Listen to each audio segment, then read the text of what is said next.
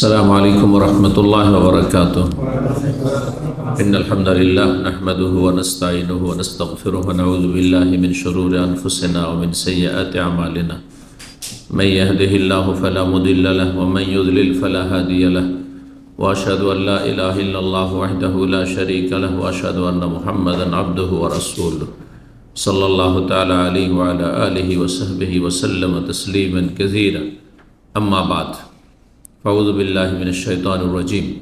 الذين يحملون العرش ومن حوله يسبحون بحمد ربهم ويؤمنون به ويستغفرون للذين آمنوا ربنا وسعت كل شيء رحمة وعلما فاغفر للذين تابوا واتبعوا سبيلك وقهم عذاب الجحيم.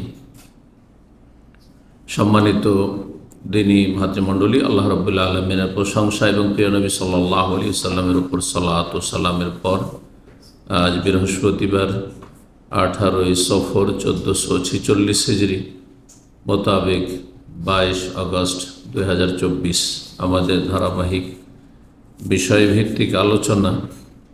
আজকের বিষয়বস্তু এমন সব ব্যক্তি যাদের জন্য ফেরেশতাগণ নেক দোয়া করেন, এমন ভাগ্যবান ভালো মানুষরা যাদের ওপর খুশি হয়ে মালায়েকায়ে কেরাম আল্লাহ রাব্বুল আলামিনের অনগত সৃষ্টি বান্দা ফেরেশতাগণ তাদের জন্য দোয়া করেন।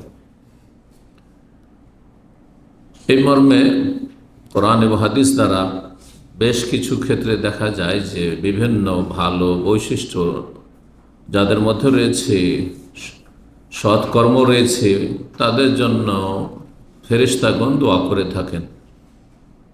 কোরআনে কারিমে একটি আয়াত দিয়ে শুরু করব, আর ইনশাআল্লাহ তাআলা প্রত্যেকটি বিষয় সম্পর্কে একটি করে হাদিস পেশ করার চেষ্টা করব। আজকে 10টি বিষয় তুলে ধরব। 10 শ্রেণীর মানুষ যাদের জন্য মালায়েকায়ে কেরাম নেক দোয়া করে থাকেন। আপনি জানতে পারছেন না, আমি জানতে পারছি না, কিন্তু ফেরেশতাগণ আমাদের জন্য দোয়া করছেন। 10 শ্রেণীর মানুষ এক একটি বৈশিষ্ট্যের ক্ষেত্রে। তাহলে যদি একজন মানুষের মধ্যে একাধিক বৈশিষ্ট্য থাকে, একাধিক ভালো গুণ থাকে, ধরেন 10টি আলোচনা, 10টি গুণ আপনার আমার মধ্যে আছে, তাহলে তো সুবহানাল্লাহ, কত সৌভাগ্যবান যে আপনি চারিদিক থেকে ফেরেশতার দোয়া পাচ্ছেন, আপনি অহরহ দোয়া পাচ্ছেন প্রতিদিন। আল্লাহ রাব্বুল আলামিন আমাদেরকে এই দলে শামিল হওয়ার তৌফিক দান করেন।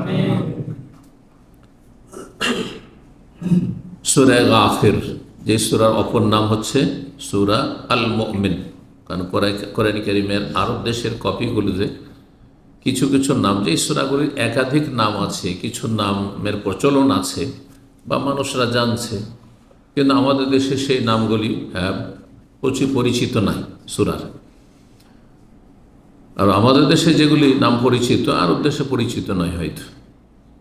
যেমন সূরা তওবার একটি নাম হচ্ছে সূরা বারাআত, বারাআত।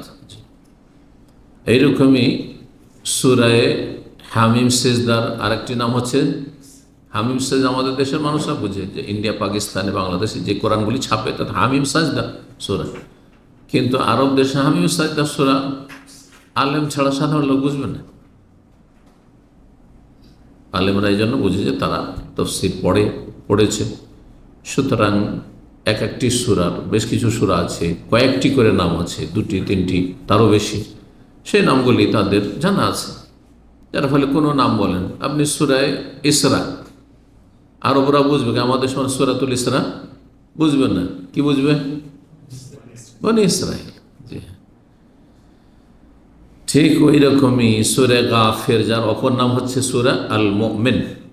আল মুমিন হামিম সেজদার অপর নাম ফুসসিলাত। জি, মাশাআল্লাহ। আল্লাহ রাব্বুল আলামিন এই আয়াতে ইরশাদ করছেন 2টো বৈশিষ্ট্যের কথা। তাহলে এই আয়াতে আমরা 2টো বৈশিষ্ট্য পেয়ে যাব। এই 2টো গুণ যদি আপনার আমার মধ্যে থাকে তাহলে আপনি ফেরেশতার দোয়া পাবেন। এবং ফেরেশতা আল্লাহ রাব্বুল আলামিনের সার্বিক ক্ষেত্রে অনুগত বান্দা। সামান্যতম কোনো রকমের তাদের মধ্যে নাফরমানি, বিরুদ্ধাচরণ নেই, আল্লাহর অসন্তুষ্টির ধারে কাছেও না। সুতরাং তাদের দোয়া কবুল হয়। এই জন্য মানুষ যার মধ্যে ভালো মন্দ দুটোই গুণ আছে, আর জিন তার মধ্যে ভালো মন্দ দুটো গুণ আছে। যেমন মানুষ ভালো কাজও করতে পারে, আবার মন্দ যে কোনো কাজ করতে পারে। ওলিউল্লাহ, আল্লাহ নেক বান্দা, আলেম, সেও চোর ডাকাত হইতে পারে, বেঈমান হইতে পারে, পারে না? পারে না? দীর্ঘদিন নামাজি ছিল, আর কোরআন সুন্নাহর অনুসারী ছিল, আর দিনের পাবন ছিল, হঠাৎ করে বেদিন হয়ে যেতে পারে। কারণ ভালো মন্দ দুটোই গুণ মানুষের মধ্যে। মানুষকে আল্লাহ এমনভাবে সৃষ্টি করেছে, ওর মধ্যে পাশবিক গুণ আছে, বেহিমিয়াত, পশু চরিত্র আছে, আর কি আছে? ফেরেশতাগত একটা শক্তি আছে, কুওয়াতে মালাকিয়াত, কুওয়াতে বেহিমিয়া। দুটো সংঘর্ষ হয়, টানা পোড়া থাকে, দুটো যুদ্ধ করতে থাকে ভিতরে। যারা একটু দুর্বল ইমান, তাদের মধ্যে সবসময় যুদ্ধ লেগে থাকে। মাঝে মধ্যে ভালো হয়ে যায়, মাঝে মাঝে আবার খারাপ হয়ে যায়। আর যারা বেশ ভালো, তাদের ফেরেশতাগত শক্তিটা অত্যন্ত শক্তিশালী হয়ে যায়, যার ফলে পাশবিক শক্তি দুর্বল হয়ে যায়, ক্ষীণ হয়ে যায়, আর লড়াই করে পারে না, সংঘর্ষে আর সামনে টিকতে পারে না। যাদের পাশবিক শক্তি খুব শক্তিশালী হয়ে যায়, তখন আর কুওয়াতে মালাকিয়াত, যেটা ফেরেশতাগত শক্তি, সেটা এত দুর্বল হয়ে পড়ে যে আর কোনো কাজ করতে পারে না, যার ফলে সবসময় পাপ আর পাপ। ভালো কাজ ওকে ভালোই লাগবে না, ভালো কাজের কথা বলেন ভালোই লাগবে না, ওকে ভালো কথা শুনতেই চায় না, ভালো কথা বলতেই চায় না, ভালো কথা কাজের ধারে কাছেও নেই। কারণ সে একবারে পশুর চাইতে নিকৃষ্ট হয়ে গেছে। উলাইকা কাল আনআম, আল্লাহ বলছেন এরাই হচ্ছে চতুষ্পদ জন্তুর মতো, বরং তার চাইতে বালহুম আদাল, তার চাইতে অধম, নিকৃষ্ট। ইয়াতামাত্তাউন, আল্লাহ বলছেন এটা কাফেরদের চরিত্র। আল্লাযীনা কাফারু ইয়াতামাত্তাউন, তার ভোগ বিলাসী, বিলাসী তার জীবন, হালাল হারাম সব সমান তাদের কাছে। ওয়া ইয়াকুলুনা কামা তাকুল আনআম, পশুর মতো, গবাদি পশুর মতো খাওয়া দাওয়া করে, জীবনযাপন করে। ওয়ান নারু মাসওয়াল লাহুম, তাদের শেষ পরিণাম জাহান্নাম। জাহান্নাম হচ্ছে তাদের ঠিকানা, মরলেই জাহান্নাম। আল্লাহ হেফাজত করুন। তো এই সূরায়ে গাফিরের 7 নম্বর আয়াতে আল্লাহ দুটো বৈশিষ্ট্যর কথা বলেছেন। দেখি, আল্লাহ বলছে আল্লাযীনা ইয়াহমিলুনাল আরশ, সাধারণ ফেরেশতার কথা নয়, বিশিষ্ট ফেরেশতা। ফেরেশতারও শ্রেণী বিভাগ আছে, ক্যাটাগরি আছে। আল্লাহর অত্যন্ত নিকটবর্তী ফেরেশতা মালায়েকা মুকাররাবিন, যা আল্লাহ রাব্বুল আলামিনের আরশের কাছাকাছি অবস্থান করে, এবং তাদের ডিউটি মানে আসমানে ধরে, জমিনে নয়। তাদের মধ্যে মর্যাদার পার্থক্য রয়েছে। আল্লাযীনা ইয়াহমিলুনাল আরশ, যেসব ফেরেশতাগণ আরশ বহন করেন, আল্লাহ বলছেন আরশকে বহন করে আছেন। ওয়া ইয়াহমিলু আরশা রাব্বিকা ফাওকাহুম ইয়াওমাইযিন সামানিয়া, হাসর মাঠে আল্লাহ রাব্বুল আলামিন হাজির হবেন বিচার ফায়সালার জন্য। সেই দিন রবের আরশকে বহন করবে কজন ফেরেশতা? সামানিয়া, আল্লাহ বলছেন 8 ফেরেশতার কথা আল্লাহ বলেছেন। এটাও কোরআনে কারিমে রয়েছে। সুতরাং এটা ঈমান, ইয়াকিন রাখতে হবে আপনাকে। আর আল্লাহ রাব্বুল আলামিনের যে আরশ, সমস্ত সৃষ্টির ঊর্ধ্বে আল্লাহ রাব্বুল আলামিনের 7 আসমান 7 জমিনের ঊর্ধ্বে আরশ, কুরসি। আল্লাহর আরশ বহন করে রয়েছেন যেসব ফেরেশতারা, এবং তার সাথে ওয়ামান হাউলাহু, আর যত ফেরেশতা তার চারপাশে অবস্থান করছেন, অসংখ্য ফেরেশতা, লক্ষ লক্ষ কোটি কোটি ফেরেশতা, হয়তো 1 জন 2 জন 10 জন নয়। ইউসাব্বিহুনা বিহামদি রাব্বিহিম, তারা তাদের প্রতিপালকের তসবির সাথে সাথে প্রশংসা করেন, বা প্রশংসার সাথে সাথে সুবহানাল্লাহ আলহামদুলিল্লাহ পড়তে থাকে। তাদের রিজিক হচ্ছে সুবহানাল্লাহ আলহামদুলিল্লাহ জিকির। ওয়া ইউমিনুনা বিহি, আল্লাহর প্রতি তারা বিশ্বাস করেন। ওয়া ইস্তাগফিরুনা, এগুলি তো হলো তাদের ইবাদত বন্দেগী, তাই না? তাদের মজ্জাগত বিষয়, এই ফিতরাতের উপর আল্লাহ তাদেরকে সৃষ্টি করেছেন। ভালো গুণ আছে, মন্দ গুণ নেই। ওয়া ইস্তাগফিরুনা লিল্লাযীনা আমানু, আর যারা মুমিন মুসলিম ঈমানদার, যে ঈমানে শিরক নেই, যে ঈমানে কুফরি নেই, যে ঈমানে মুনাফিকি নেই, যে ঈমানে বিদআত নেই, জি ইমান পরিপন্থী বিষয় নেই, তার মধ্যে ইমান ভঙ্গকারী বিষয় নেই।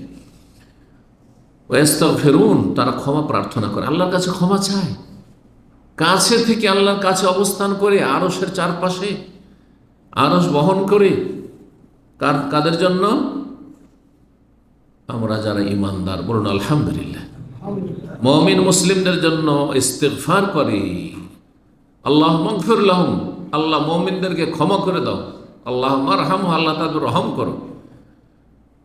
রব্বানা, এভাবে দোয়া করে ফেরেশতাগণ, রব্বানা, হে রব আমাদের, ওয়াসি'তা কুল্লা শাইইন রাহমাতান ওয়া ইলমা, তোমার জ্ঞান, এলেম এবং রহমত সব কিছুকে পরিব্যাপ্ত, শামিল, সব কিছুকে পরিবেষ্টন করে রয়েছে।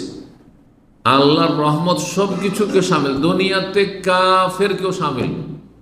কাফের ওইরকম শ্বাস প্রশ্বাস নিচ্ছে, খাওয়া দাওয়া করছে, ভোগ বিলাস করছে, যেমন আমরা দুনিয়া জীবন যাপন করছি, বরং তারা আরও বেশি, হ্যাঁ, জায়েজ নাজেজ সব ছাড় গ্রহণ করছে, তাই না? সমস্ত কিছু গ্রহণ করছে, তারপরে আল্লাহ গলা টিপে ধরেন, কোন ধ্বংস হয়ে যায়, করছেন না, ছাড় দিয়ে রেখেছে। তাহলে দুনিয়ার রহমত সবার জন্য, ভালো মন্দ সৎ অসৎ সবার জন্য, কিন্তু আখিরাতের রহমতের জন্য ঈমান শর্ত রয়েছে, ইসলাম শর্ত রয়েছে। ওই রহমতে কোনো কাফেরের, মুশরিকের অংশ নেই। ফাগফির লিল্লাযিনা তাবু, এক নম্বর।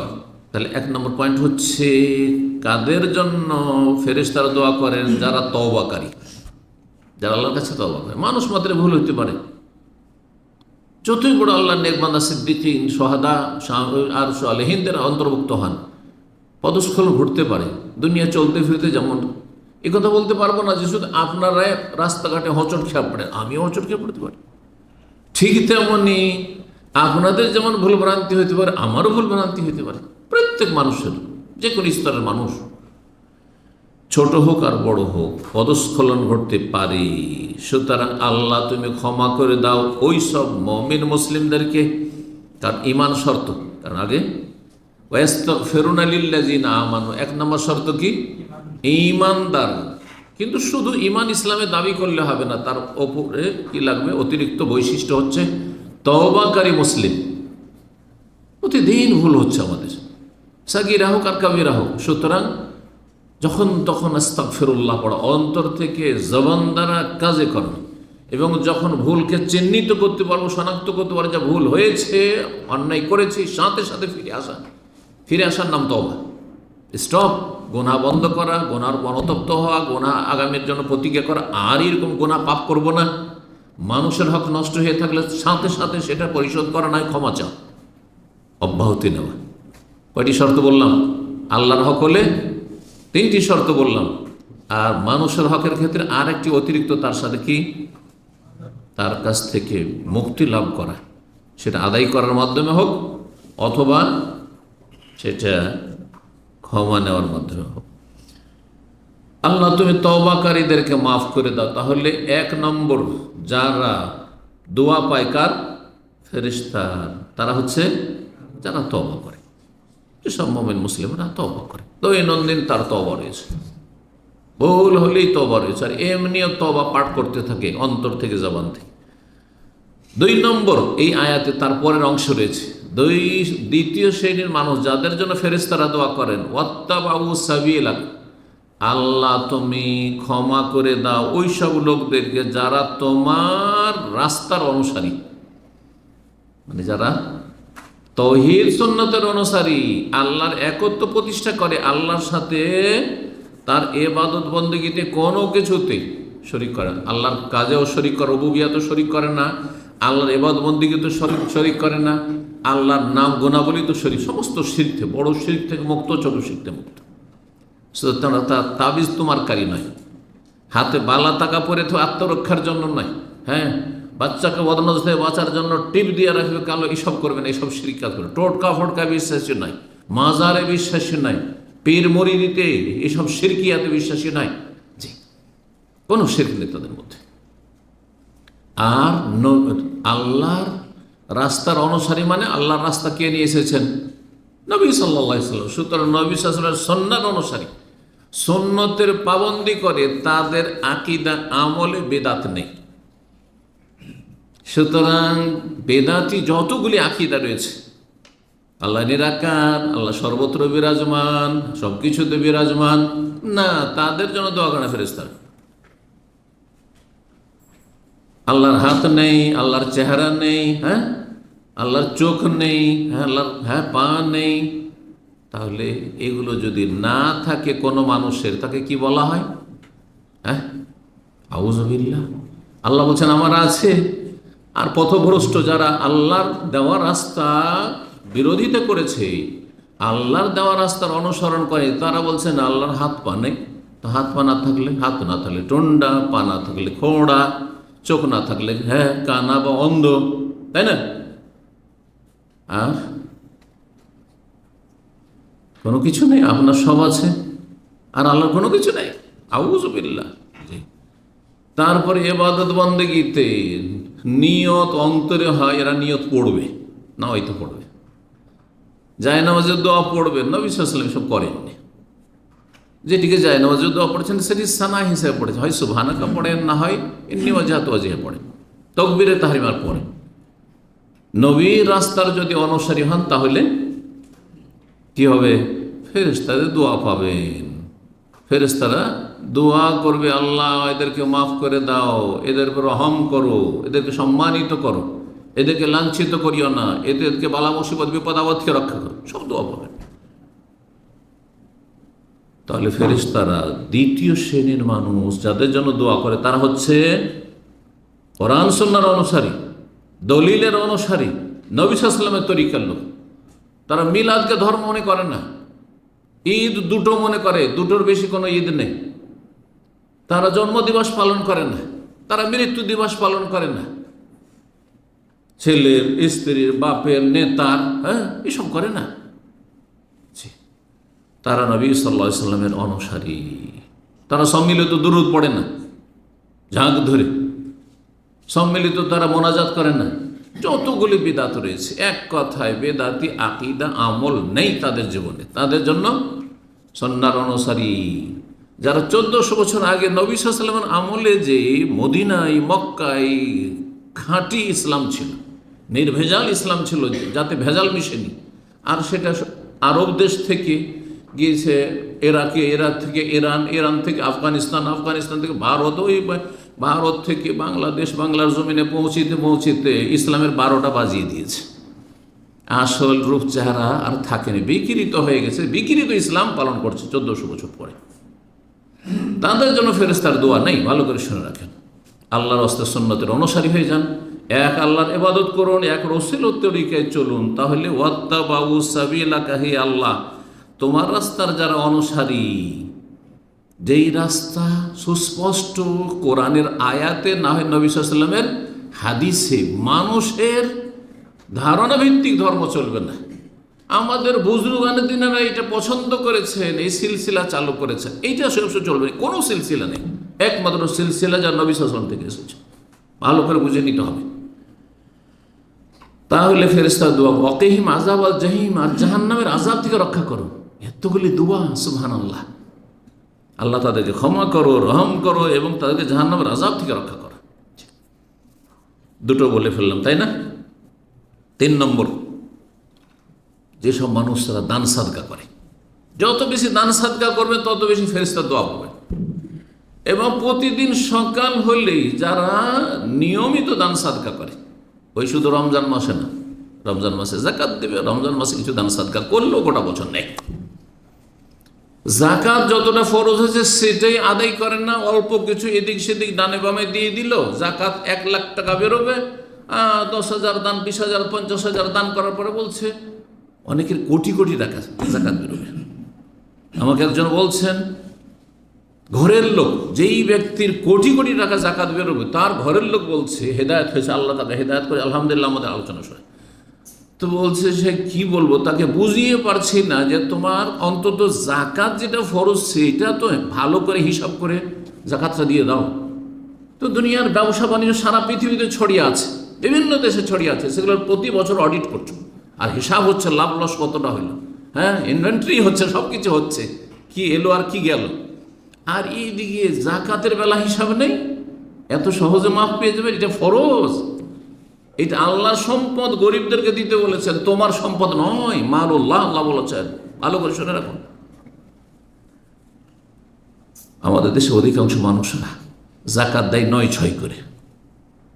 জাকাত বেরোবে 5 লাখ টাকা, 25-50 হাজার টাকার শাড়ি লুঙ্গি একটু দিয়ে দিল, লোকজনকে দেখিয়ে দিল, হ্যাঁ জাকাত বন্টন করে। আরে মানুষকে খুশি করলেন, মানুষের রব খুশি হননি। রব জাহান্নামে দেবেন এইরকম লোককে যারা ফরজে ঘাটতি করে।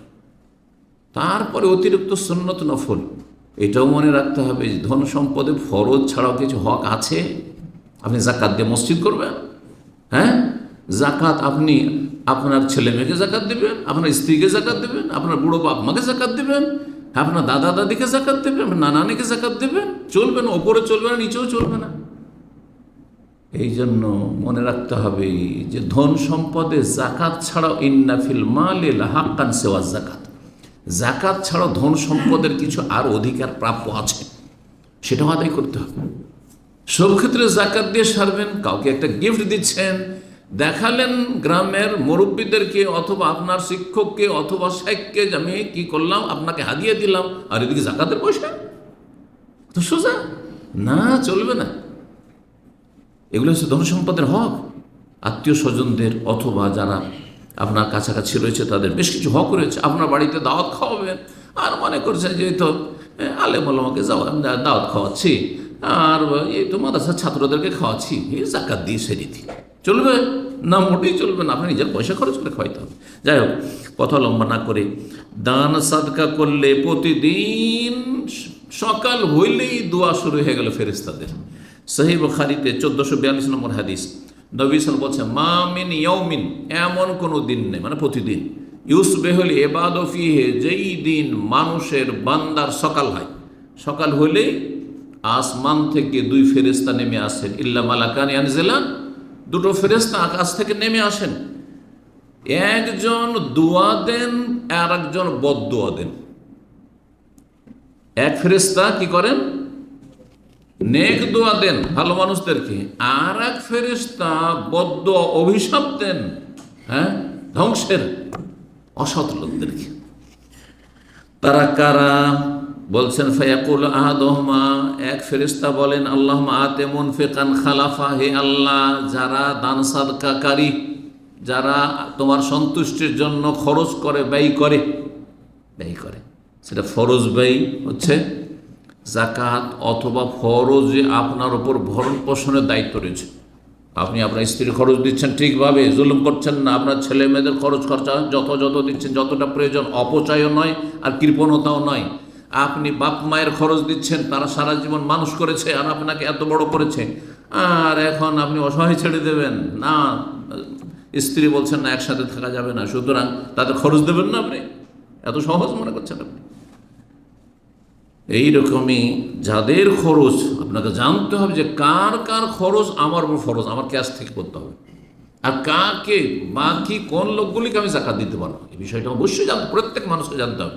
কারণ আমাদের ডানে বামে কিন্তু এই 2 শ্রেণীর মানুষ আছে। কিছু মানুষ আছে যাদের খরচ ফরজ, আপনাকে চালাইতে হবে আপনার পয়সা দিয়ে, আপনার বেতন দিয়ে। আর কিছু মানুষ আছে যাদের খরচ ফরজ নেই, ভাই সাবালক হয়ে গেছে, বোন বিয়ে শাদী হয়ে গেছে, তারপরে তারা অভাবী, তাহলে তাদেরকে জাকাত দিতে পারবেন আপনি। কিন্তু হাদিয়া যখন দেবেন, গিফট দেবেন, তখন নিজের পয়সা দিয়ে দেবেন। তো এক ফেরেশতা বলে, আল্লাহুম্মা আতি মুনফিকান, যারা আল্লাহ খরচ করে তোমার রাস্তায়, যে কোনো আল্লাহর রাস্তায়, সে মসজিদে হোক, মাদ্রাসায় হোক, দিনী প্রতিষ্ঠানে হোক, দিনী ভাইদের খাওয়া দাওয়া হোক, ইসলামী সেন্টারে আপনার ধরেন কখনো প্রয়োজন হচ্ছে, আর সেখানে আপনি খরচ করছেন, যেসব ভাইরা খরচ করছেন, তো যারাই হোক না কেন, যে কোনো স্তর হোক না কেন, কারণ অধিকাংশ দিনের খেদমতগুলি আজকাল সরকার ভিত্তিক হয় না, সবগুলি পাবলিক ভিত্তিক। আলহামদুলিল্লাহ, এখনও মুসলিম জনগণের মাঝে কল্যাণ রয়েছে, এই কথা আমাকে আপনাকে সবাইকে স্বীকার করতে হবে। বিশেষ একটা মহল গিয়ে অসৎ লোকের সংখ্যা বেড়ে যাচ্ছে, কিন্তু আলহামদুলিল্লাহ এখনও এত পাপ, আর পাপের মাঝেও কিছু আল্লাহর নেক বান্দা রয়েছেন যার ফলে আল্লাহ আমাদের রহম করছেন যে দুনিয়াতে আমরা আছি, জীবনযাপন করছি। না হয় আল্লাহ তার গজব দিয়ে হালাক করে দিতেন। জি, যত পাপ আল্লাহর জমিনে হচ্ছে। ভালো মানুষদের ওসিলায় অসৎ লোকেরাও দুনিয়াতে বেঁচে আছে, তারাও জীবনযাপন করছে। এই জন্য ভালো মানুষদের শুকরিয়া আদায় করা উচিত অসৎ লোকদেরকে, এবং তাদের পথে পথিক হওয়া উচিত। আল্লাহ তাদের হেদায়েত দান করুন। হে আল্লাহ, যারা খরচ করে তোমার রাস্তায় তোমার সন্তুষ্টির জন্য, তাদেরকে উত্তম বিকল্প দাও। মানে যা খরচ করবে তার চাইতে বেশি দাও। খালাফ গেল শূন্য স্থান পূরণ। দিলেন 100 টাকা খরচ করলেন, দেখা যাচ্ছে চারিদিক থেকে আরো অনেক বেশি চলে আসে। কিছু খরচ করলেন কিন্তু চারিদিক থেকে চলে আসছে। আলহামদুলিল্লাহ, রিজিকের রাস্তা মানে প্রশস্ত হচ্ছে। পরীক্ষিত বিষয়টি। খালাফ মানে উত্তম বিকল্প। এটা এমনকি হজের ক্ষেত্রে, উমরার ক্ষেত্রে অনেকে হিসাব করছেন এত টাকা হজে লাগছে আজকে। ওলামারা বলেছেন যে হজ করে আসেন, যেই খরচটা আপনি আপনার ফরজ ইবাদতের জন্য করলেন হয়তো, কিন্তু উত্তম বিকল্প আপনাকে আল্লাহ দেবেন। বিভিন্ন বালা মুসিবতে রক্ষা করবে। যেই বালা মুসিবতে পড়লে, হাসপাতালে ঢুকলে আপনার লক্ষ লক্ষ রিয়াল হয়তো খরচ হয়ে যেত, সেখান থেকে আল্লাহ রক্ষা করার মাধ্যমে বরকত দেবেন। বরকত বিভিন্নভাবে আসে। অল্পতে পরিতুষ্টি, অল্পতে মাশাআল্লাহ সংসার এত সুন্দর চালাচ্ছেন যে আশেপাশের লোক তা চালাতে পারছে না। বরকত চোখে দেখা যায় না। বরকত ইমানি অনুভূতির মাধ্যমে, ইমানি শক্তির মাধ্যমে অনুভব করা যায়। বরকত দেখার জিনিস অনেক সময় নয়। জি, আল্লাহ রব্বুল তৌফিক দান করে বুঝার। দ্বিতীয় ব্যক্তি যাকে বদদুয়া দেন, আর এক ফেরেশতা এসে বদদুয়া দেন সকাল সকাল নামে। কারাকে বদদুয়া দেন? আল্লাহ আতে মুমসিকান তালাফা, আল্লাহ যারা কৃপণ, মুষ্টি বেঁধে রেখেছে, ব্যাংকে ঢুকিয়ে রেখেছে, একটা পয়সা খরচ করতে চায় না, আল্লাহ সন্তোষ, দান সাদকা মোটেই নেই তাদের, বরং ফরজেও ঘাটতি রয়েছে, জাকাতেও ঘাটতি রয়েছে, তাদেরকে তালাফ, সর্বনাশ করো, তাদের ধন সম্পদ ধ্বংস করো, তাদের শরীর স্বাস্থ্য ধ্বংস করো, তাদের পরিবারকে ধ্বংস করো, তাদেরকে অশান্তিতে নিমজ্জিত করো। তালাফ মানে সর্বনাশ করে দাও, ধ্বংস করে দাও।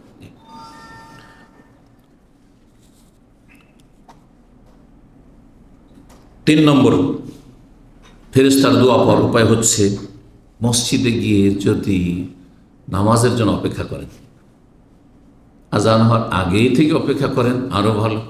বিশেষ করে আজান হওয়ার সাথে সাথে মসজিদে চলে গেলেন, আর গিয়ে তাহিয়াতুল মসজিদ অপেক্ষা করছেন। এক নামাজের পর আরেক নামাজের জন্য অপেক্ষা করে, মাগরিব পড়ে মসজিদ থেকে যাব না, এসাটা পড়েই যাও। চলে গেছে তাহাজ্জুদের সময়, মসজিদ খুলে গেছে, চলে গেছে মসজিদে, যাওয়ার পরে অপেক্ষা করছেন সেখানে, যে কোনো সময় আপনি। এক কথায় সালাতের জন্য যদি অপেক্ষমান থাকেন, অনেক সময় আধা ঘন্টা 20 মিনিট পর নামাজ শুরু হবে, আপনি এতে বিরক্তি বোধ করবেন না। লাভ আছে, যতক্ষণ বসে আছেন আপনি ততক্ষণ পর্যন্ত ফেরেশতার দোয়া চলতি আছে। এই মর্মে আবু হুরায়রা রাদিয়াল্লাহু তাআলা বর্ণিত হাদিস রয়েছে, রাসূলুল্লাহ বলেন, আল মালায়েকা তুসাল্লি আলা আহাদিকুম, ফেরেশতারা তোমাদের যে কোনো ব্যক্তির উপর সালাত পেশ করেন। ফেরেশতার সালাত, আমরা যখন নবীর উপর সালাত পেশ, আল্লাহুম্মা সাল্লি আলা মুহাম্মদ, তার অর্থ কি হয়? হে আল্লাহ, তুমি রহমত বর্ষণ করো মুহাম্মদ সাল্লাল্লাহু আলাইহি ওয়াসাল্লামের উপর। আল্লাহ ইন্নাল্লাহা ওয়া মালাইকাতুহু ইউসাল্লুনা আলান নবী, আল্লাহ সালাত বর্ষণ করেন, মানে আল্লাহ রহমত বর্ষণ করেন। আল্লাহ যেহেতু রহমতের মালিক, সেজন্য তিনি রহমত বর্ষণ করেন। আর আমরা রহমতের মালিক নই, ফেরেশতাও রহমতের মালিক নয়, সুতরাং রহমতের দোয়া করতে থাকি। তো ফেরেশতাগণ দোয়া করতে থাকেন তোমাদের জন্য। কখন? মাদামা ফি মুসাল্লা, যতক্ষণ পর্যন্ত মুসাল্লে আছেন। এমনকি নামাজ পড়ার পরে যদি মুসাল্লে বসেও থাকেন, অনেকে সালাম ফেরার পরে দিলেন টান, না, আপনি অনেক দোয়া থেকে বঞ্চিত হয়ে গেলেন ফেরেশতার। যদি বসে থাকেন, বসে থেকে জিকির আজকার করছেন, তসবিহ, অন্তত গুনাহ থেকে তো বেঁচে আছেন। মসজিদে যদি নামাজের পরেও বসে থাকেন আপনি, কেউ নাই, তারপরও ফেসবুকে আপনি খারাপ ছবি খুলতে পারেন, আপনি আসলে সাথে সাথে সেটাকে আপনি হাইড করে দেবেন, ঠিক না? জি, সামনে নজর মুড়িয়ে রাখবেন না। আপনার বিবেক, ইমান আপনাকে বাধা দেবে। এটা খারাপ ছবিও না, শুধু মহিলার ছবি আছে, সেটাও আপনি নিয়ে মসজিদে দেখতে পারবেন না, আপনি বিবেক বাধা দেবে। কিন্তু সেটাই তো রুমে হয়, শয়তান সুযোগ পাবে, অন্য জায়গায় হয়, শয়তান সুযোগ পাবে। যতক্ষণ মুসাল্লে রয়েছেন একটা শুধু শর্ত রয়েছে, মালাম ইহুদেস, যতক্ষণ উজু নষ্ট না হয়েছে। উজু নষ্ট হলে আর ফেরেশতারা দোয়া করেন না, তখন বন্ধ করে দেন। তাহলে উজু অবস্থায় বসে থাকলে আপনার মধ্যে নামাজ পড়ার যোগ্যতা আছে, আর বিনা উজুতে মসজিদে বসে থাকলে তো নামাজ পড়ার যোগ্যতা নেই আপনার মধ্যে। সুতরাং নামাজ পড়ার যোগ্যতা যখন আছে, যে কোনো সময় আপনি নামাজ পড়তে পারেন, সুন্নত হোক আর নফল হোক, এমনি বা ফরজের সময় হলে ফরজ হোক। এই জন্য উজু অবস্থায় বসতে হবে। কি দোয়া করেন? আল্লাহ মাগফির লাহু, হে আল্লাহ তাকে মাফ করে দাও। আল্লাহুম্মা রাহমু, তার উপর দয়া করো, দয়ার দোয়া।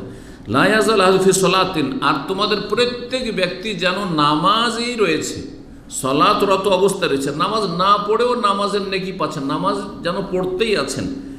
মাদামাতিস সলাত তাহবে, যতক্ষণ পর্যন্ত নামাজের জন্য আপনি মসজিদে আবদ্ধ হয়ে আছেন, মসজিদে নামাজের জন্য অপেক্ষমান রয়েছেন। লা ইয়ামনাউ আন ইয়ানকালিবা ইলা আহলি, পরিবারের কাছে ফিরছেন না, কেন? ইল্লা সলাত, নামাজের জন্য, নামাজ পড়ো সেজন্য বসে আছে। সহিহ বুখারী 659 নম্বর হাদিস। কয়টি হলো? 4টি হয়ে গেছে। 5 নম্বর ওই সব লোকদের জন্য, ওই সব ভাগ্যবান লোকরা ফেরেশতার দোয়া পায়, আর ওদের জন্য ফেরেশতারা দোয়া করেন যারা মানুষকে ভালো কিছু শিখায়, ভালো কিছু শেখায়। হাদিসে ব্যাপক কথা রয়েছে, যে কোনো ভালো কথা শেখান, যদি যে কোনো ভালো কথা। আর সবচেয়ে ভালো কথা কি? ফাইন্না খায়রাল হাদিসে কিতাবুল্লাহ, সবচাইতে ভালো বাণী হচ্ছে কিতাবুল্লাহ, কোরআন। কোরআনের শিক্ষা দিচ্ছেন, সেই কোরআনের অক্ষরের জ্ঞান দিচ্ছেন, এর চাইতে বেশি কোরআনের তরজমা তফসির জ্ঞান দিচ্ছেন, কোরআনের গভীরতায় মানুষকে নামাচ্ছেন, যে কোরআনকে গভীরভাবে কিভাবে বুঝতে হয়, আল্লাহ কি বলতে চেয়েছেন এখান থেকে আমাদের কি শিক্ষণীয় বিষয় রয়েছে। কোরআনের তাফসীর, কোরআনের আয়াতগুলি তাৎপর্য, কোরআনের ব্যাখ্যা বিশ্লেষণ আপনি শিখাচ্ছেন, হ্যাঁ, কোরআনের আমল করা শেখাচ্ছেন আপনি। সুতরাং দ্বীনি মাহফিলে যে বসে আছেন, দোয়া পাচ্ছেন আপনি, এটা 1 নম্বরে। কিন্তু এছাড়াও আরও কিছু গঠনমূলক কিছু শেখাচ্ছেন। ঈমান ইসলামের বিভিন্ন দিক রয়েছে, মুসলিম জীবনে ভালো বিভিন্ন দিক রয়েছে। একটা হচ্ছে ধর্মীয় বিশ্বাস, আকিদার দিক, আকিদার শেখাচ্ছেন, কারণ আকিদা নষ্ট, সব নষ্ট। বিশ্বাস যে এই দিকে, পশ্চিমের দিকে কিবলা আছে, এটা সঠিক না ভুল? সঠিক। যদি আমার বিশ্বাস হয় যে না কিবলা এই দিকে আছে, নয় এই দিকে আছে, আর সারা রাত আমি তাহাজ্জুদ পড়ি, কবুল হবে?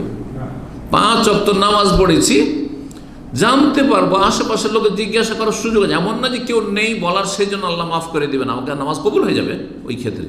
কিন্তু আশেপাশে সবাই আছে, হোটেলে কর্মচারীরা আছে, তাদেরকে জিজ্ঞাসা করা যেতে পারে, রাস্তাঘাটে লোকজন চলাফেরা করছে, স্থানীয় লোকেরা আছে, আমি বাইরে অন্য দেশে এসেছি, সন্দিহান যে কোন দিকে কিবলা, আর হ্যাঁ ব্যাস একটা ঢিলা ছুড়িয়ে দিলাম, চলো এইদিকে মনে হয় হবে, আর উত্তর দক্ষিণ অমুক তমুক দিকে কিবলার দিকে মুখ করে নামাজ পড়লো, নামাজ কবুল হবে?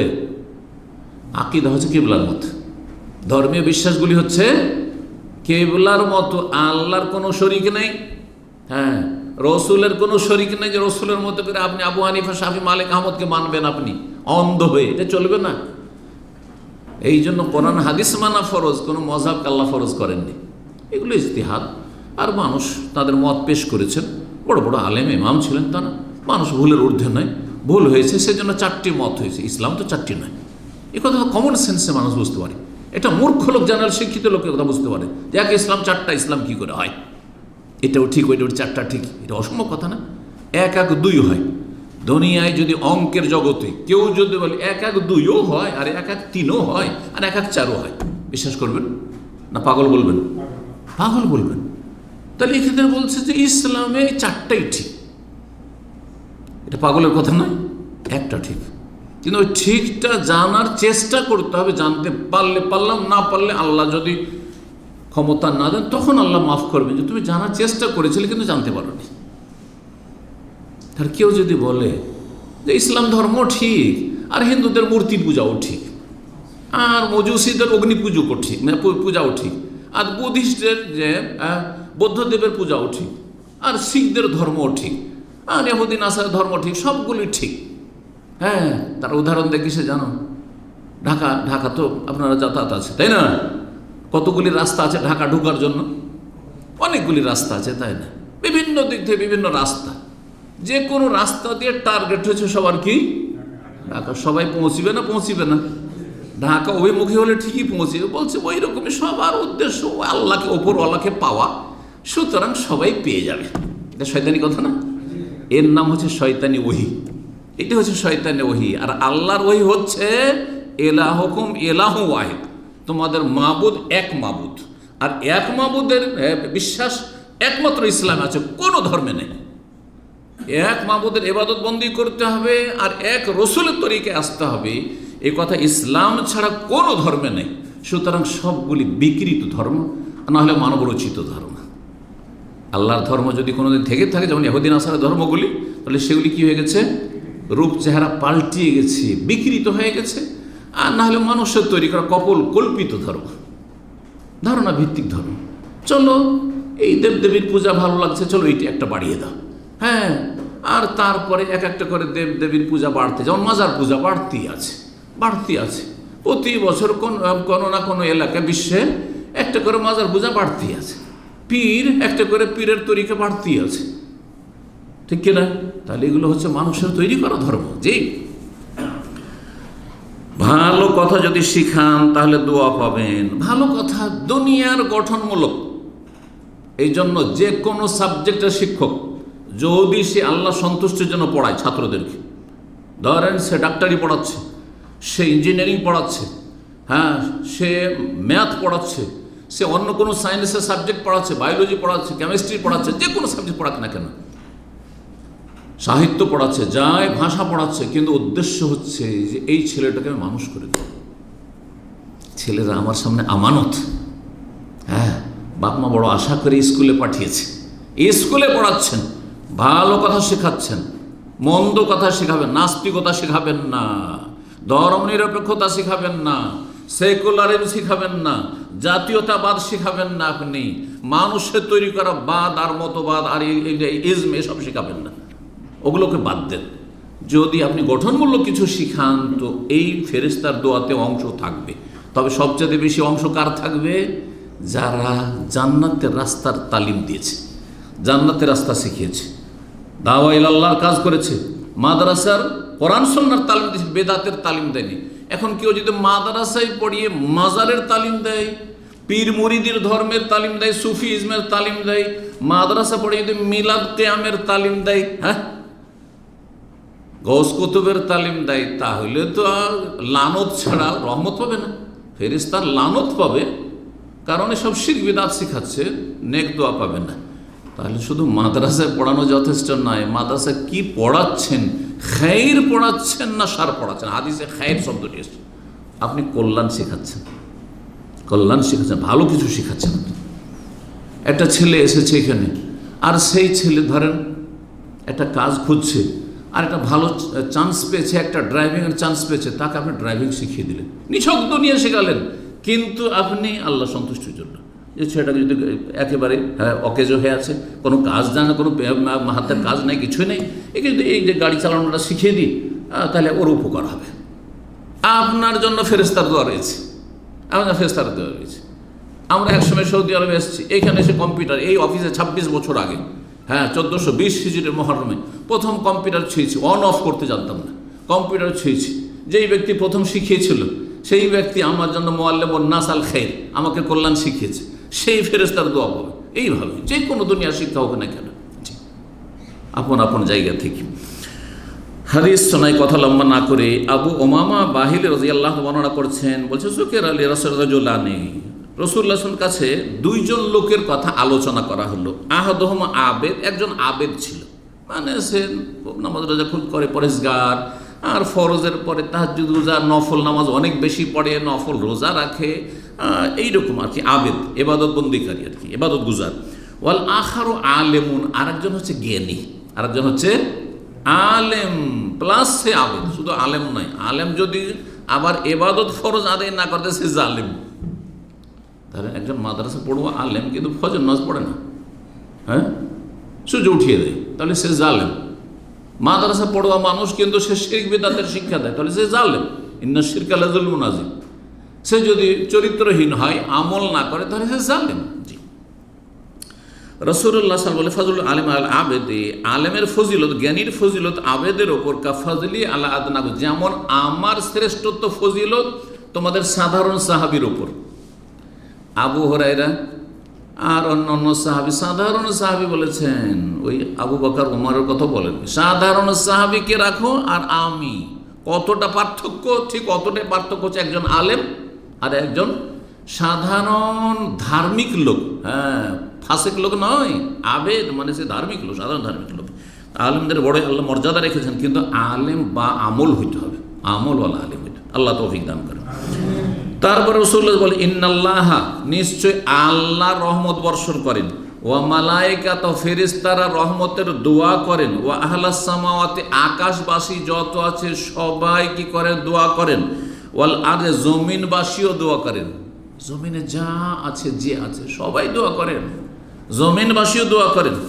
হাত্তা নামলা, তাহলে কীট পতঙ্গ, পোকামাকড়, সাপ বিচ্ছু, নামলা মানে পিপিলিকা, পিপিলিকাও দোয়া করেন। ফি জুহরিহা, নিজ নিজ গর্ত থেকে। হাত্তাল হুত, এমনকি মাছ পর্যন্ত, শুধু স্থল জগতের প্রাণী নয়, বরং পানি জগতের, জলজগতের যত প্রাণী রয়েছে সেগুলিও দোয়া করে। কার জন্য? লা ইউসাল্লুনা, রহমতের দোয়া করতে থাকেন, আলা মুআল্লিমিন নাসিল খাইরা, যারা জনগণকে, মানুষকে, মানুষের ছেলে মেয়েদেরকে খায়ের, কল্যাণের শিক্ষা দিয়ে থাকেন, ভালো শিক্ষা দিয়ে থাকে। এটা ভালো কথা বলে, বাবা ডান হাতে খেতে হয়, ডান হাতে পান করতে হয়, হ্যাঁ এটা জায়েজ নয়, এটা হারাম, হ্যাঁ ইত্যাদি ইত্যাদি, এটা করিয়েন না, চলেন নামাজ পড়তে যাই, জি আল্লাহকে ভয় করুন, জান্নাত যাওয়ার চেষ্টা করুন, হ্যাঁ জাহান্নাম থেকে বাঁচুন, ইত্যাদি ইত্যাদি, যে কোনো ভালো কথা শিখালেন। আর সবচেয়ে ভালো কথা হচ্ছে আল্লাহ এবং তার রাসূল সাল্লাল্লাহু আলাইহি ওয়াসাল্লামের কথা। যদি এই কাজ করে, তিরমিজির 2685 নম্বর হাদিস, আল্লামা আলবানী সহিহুল জামের 4213 নম্বরে হাদিসটিকে সহি বলেছেন। মানুষকে যদি ভালো শিক্ষা দেন তো এটা সাদকা জারিয়া, এর নেকি কিন্তু কন্টিনিউ। ধরেন আমাকে আমার ওস্তাদেরা যারা শিক্ষা দিয়েছেন, চিন্তা করুন তো দেখি, হয়তো অনেক ওস্তাদ আছেন সে 1-2 দিনই কোনো 2-1টা কথা শিখিয়েছেন, একটা আদব শিখিয়েছেন। বলছিলাম যে ইসলামের বিভিন্ন দিক, একটা আকিদার দিক বলে আবার অন্যদিকে চলে গেছিলাম, আরেকটা হচ্ছে ইবাদত বন্দেগী শিখিয়েছেন, আর না হলে আখলাক চরিত্র। বাপ মা পাবে না ওতে? বাপ মা যখনই আমাদের চোখ ফুটেছে আর আমরা যখনই একটু নড়াচড়া করতে শিখেছি, বাপ মা ভালো কথা শিখিয়েছে, শেখায়নি? চিন্তা করো, মায়ের কোল থেকে মা ভালো কথা শিখিয়েছে, বাবা আদর করেছে, ভালো কথা শিখিয়েছে, এটা করতে হয়, এটা করতে হয় না, এটা বলতে হয়, এটা বলতে হয় না, এটা তুমি ভুল কাজ করলে এরকম করতে হয় না, এই যে শিক্ষা দিয়েছে, আদব কায়দা শিখিয়েছে, সমস্ত নেকি পেতে আছে সাদকা জারিয়া। ফেরেশতার দোয়া তো আছেই, কিন্তু এই যে আমি শিখার পরে আমার মতো কত মানুষকে কম শিখেছি, কেউ বেশি শিখেছে, প্রত্যেকে কিন্তু আমরা শিখেছি। আমার মায়ের পেট থেকে কিছুই শিখে আসেনি, কিছুই জানতাম না।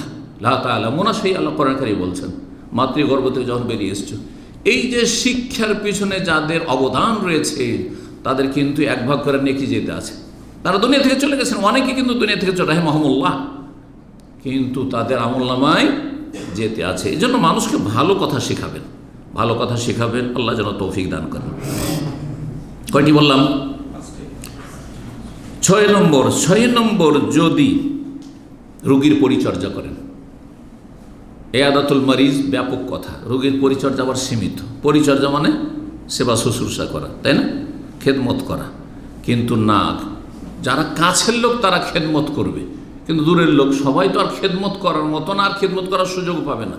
এই যে খোঁজ খবর নিলেন, ওই যে অসুস্থ ভাই কেমন আছেন, চেনেন আর না চেনেন, হাসপাতালে গেলেন, সালাম আলাইকুম, ওয়ালাইকুম আসসালাম, আল্লাহ শিফা দান, কেমন আছেন, ভালো আছেন, আল্লাহ সুস্থ করে দিন, এই যে একটু দেখে আসেন, খোঁজ খবর, গায়ে হাত দিলেন, কপালে হাত দিলেন, ব্যাস ভাই তুমি জিজ্ঞাসা করলেন। সরাসরি দেখতে পারলেন না, আপনি টেলিফোনে শুনেছেন যে অমুক অমুক ভাইরা অসুস্থ আছেন, টেলিফোন করলেন, ভাই কেমন আছেন, আল্লাহ আপনাকে সুস্থ রাখুন, আল্লাহ ভালো করুন, শেফা দান করুন। ইয়াদাতুল মারিজ হয়ে গেল, হ্যাঁ, রোগীর খোঁজ খবর নেওয়া। তো ইয়াদাতুল মারিজ মানে তাহলে রোগীর খোঁজ খবর নেওয়া, সেটা সেবার মাধ্যমে, পরিচর্যার মাধ্যমে, সহযোগিতার মাধ্যমে, আর্থিক সহযোগিতার মাধ্যমে, হাসপাতালে পৌঁছানোর মাধ্যমে, হাসপাতাল থেকে রিলিজ করে নিয়ে আসার মাধ্যমে, অথবা শুধু এমনি খোঁজ খবর নিলেন। এতটুকু এবং আল্লাহ সন্তুষ্টির জন্য কাউকে যদি দেখতে যান, দেখা করতে যান আল্লাহ সন্তুষ্টির জন্য, দিনই ভাই নামাজি ধার্মিক মানুষের জন্য তার সাথে একটু দেখা করে আসি, সালাম করে আসি, তাতেও ফেরেশতার দোয়া পাওয়া যায়। এই মর্মে তিরমিজির 2008 নম্বর হাদিস, নবী সাল্লাল্লাহু আলাইহি ওয়াসাল্লাম বলছেন, মান আদা মারিজান, কেউ যদি কোনো রোগীর খোঁজ খবর নেই, আও যারা আখাল্লাহু ফিল্লাহ, তাহলে এই হাদিসে কিন্তু দুটো পয়েন্ট চলে আসলো, দুটোকে একসাথে বয়ান করে দিয়েছি। যদি কোনো দিনী ভাইকে আল্লাহ সন্তুষ্টির জন্য দেখতে যায়, খোঁজ খবর নেয়, না দাহু মোনাদিন, আল্লাহর পক্ষ থেকে ফেরেশতা ডাক দেয়, আল্লাহর পক্ষ থেকে ফেরেশতা ডাক দেন কি আন্তিবতা, খুব ভালো কাজ করেছো, অতাবা মামসাকার, তোমার সেখানে হেঁটে যাওয়া পদযাত্রা বা সেখানে যাওয়া তোমার কল্যাণকর হয়েছে, মিনাল জান্নাতে মানজিলান, জান্নাতে তোমার জন্য স্থান তৈরি করে নিয়েছো, তুমি জান্নাতে তোমার স্থান তৈরি করে নিয়েছো। তাহলে কোনো মানুষের সাথে আল্লাহ সন্তুষ্টির জন্য যদি দেখা করেন বা তা রোগীর খোঁজ খবর নেন, তাহলে ফেরেশতা দোয়া করে, তিবতা, তুমি সুখে থাকো, ভালো থেকো, এবং তোমার পদাচরণ যে কোনো জায়গায় তুমি উঠা বসা করো না কেন, চলাফেরা করো কেন, সেটা যেন মঙ্গলজনক হয় এবং জান্নাতে যেন আল্লাহ তোমাকে জায়গা দান করেন। জি। 7 নম্বর, ফেরেশতা কখন দোয়া করে? যখন চোখের আড়ালে কোনো মুসলিম ভাই বোনের জন্য দোয়া করবেন। এই জন্য যারা এই হাদিসটি জানে তারা মুসলিম ভাই বোনদের জন্য দোয়া করার ক্ষেত্রে কৃপণতা করবে না।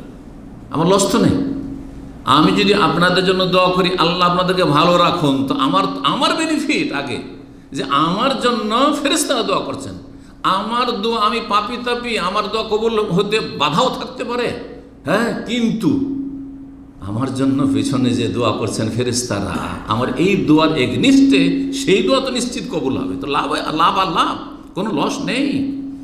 তারপর আর একটা জিনিস প্রমাণ করে, যখন কারো জন্য দোয়া করবেন তার মানে আপনার অন্তর পরিষ্কার, অন্তরে আপনার বিদ্বেষ নেই, হিংসা নেই, শত্রুতা নেই, না হলে দোয়া বেরোতো না মুখ দিয়ে।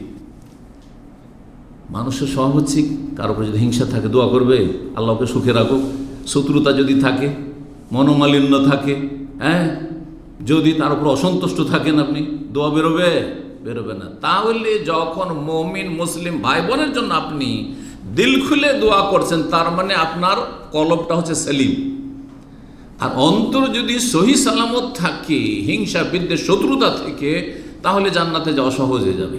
ইয়াউমা লা ইয়ানফাউ মালুন ওয়ালা বানুন, আল্লাহ বলছেন সূরা সূরা, সেই দিন কিন্তু হাসরের মাঠে, সেই জান্নাতে যাওয়ার সময় আর জাহান্নাম সামনে, সেই সময় কোনো ধন সম্পদ আর ছেলে মেয়ে এসব জনবল কোনো কাজে আসবে না, এসব পার্টি মাটি কোনো কাজে আসবে না, এসব ক্যাডার কোনো কাজে আসবে না, এসব নেতা মাথা কোনো কাজে আসবে না, দেশবাসী কোনো কাজে আসবে না, ইল্লা মান আতাল্লাহ বিকলবিন সালিম, তবে যে আল্লাহর কাছে আসতে পারবে সুস্থ অন্তর নিয়ে, রোগমুক্ত অন্তর নেই, সহি সালামত অন্তর নেই, অন্তরে ঘৃণা নেই, সবাইকে ভালোবাসি। আমার তো ক্ষতি, আপনাকে যদি আমি ঘৃণা করি, আপনার সঙ্গে বিদ্বেষ রাখি, হিংসা করি, ক্ষতি, আমি এই ক্ষতি আমি আমার জন্য কেন চাইবো? হতভাগা, একমাত্র জাহেল মূর্খ এই কাজ করতে পারে, আর না হলে যে ব্যক্তি শয়তানের গোলাম হয়েছে সেই ব্যক্তি এই কাজ করতে পারে, কুপ্রবৃত্তির অনুসারী এই কাজ করতে পারে। নাহলে আমি নিজের পায়ে নিজে কেন কোড়াল মারতে যাব? আমি অন্তরটা সাফ রাখবো তো ফায়দা। আমি সবাইকে ভালোবাসি, জি, আপনাদেরকে সবাইকে বলতে পারি আর না পারি, আমি সবাইকে ভালোবাসি, দিল খুলে ভালোবাসি, আলহামদুলিল্লাহ। এটা হওয়া উচিত, এইরকম উদারতা থাকতে হবে। রব্বুল আলামিন তৌফিক দান করেন। তো যে কথাটা বলছিলাম, যখন আচ্ছা, তারপরে সামনে দোয়া করা আর চোখের আড়ালে দোয়া করা, দুটোতে পার্থক্য আছে। কেন পার্থক্য আছে? সামনে যদি দোয়া করা যায় তাহলে সেখানে দুনিয়ার একটা স্বার্থ কাজ করতে পারে, যে হয়তো তার কাছে কোনো গরজ আছে, হ্যাঁ, ধার করজ নেবেন তার কাছে, অথবা হ্যাঁ তার সে কোনো সময় উপকার করেছে, অথবা তার সাথে বিভিন্ন স্বার্থ জড়িত আছে, সেই জন্য ভাই জাযাকাল্লাহ খাইর, হ্যাঁ, আল্লাহ আপনার ভালো করুন, আল্লাহ আপনাকে সুখে রাখুন, আপনার সুস্বাস্থ্য কামনা করি। আর ওইদিকে কিন্তু ব্যাকগ্রাউন্ডের নিয়ত কিন্তু কি, ওর মনকে আকৃষ্ট করা, মনকে আকৃষ্ট করা। তাহলে দাল মে কালা ভেজাল আছে, ভেজালের সম্ভাবনা আছে, সবসময় ভেজাল থাকে না, কিন্তু ভেজালের সম্ভাবনা আছে।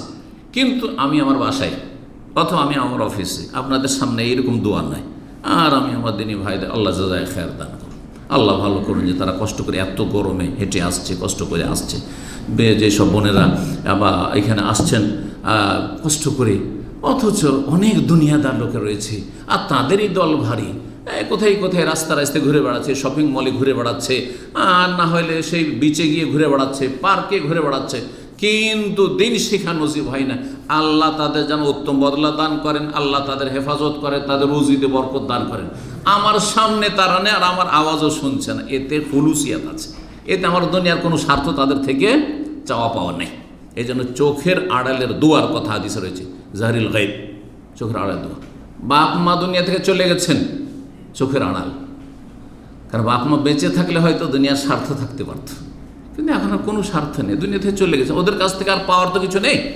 সুতরাং এখন দুনিয়া থেকে বাপ মা বিদায়ের পরে যদি আপনি দোয়া করতে থাকেন, তাহলে জানতে হবে এই দোয়াতে আপনি নিষ্ঠাবান, মুখলিস, আন্তরিক আপনি এই দোয়াতে। যারাই চলে গেছেন দুনিয়া থেকে চোখের আড়ালে, আজকাল ওলামা কেরামদের নাম আসছে, আইম্মা কেরাম নাম আসছে, ইমাম বুখারী রাহেমাহুল্লাহ, ইমাম আবু হানিফা রাহেমাহুল্লাহ।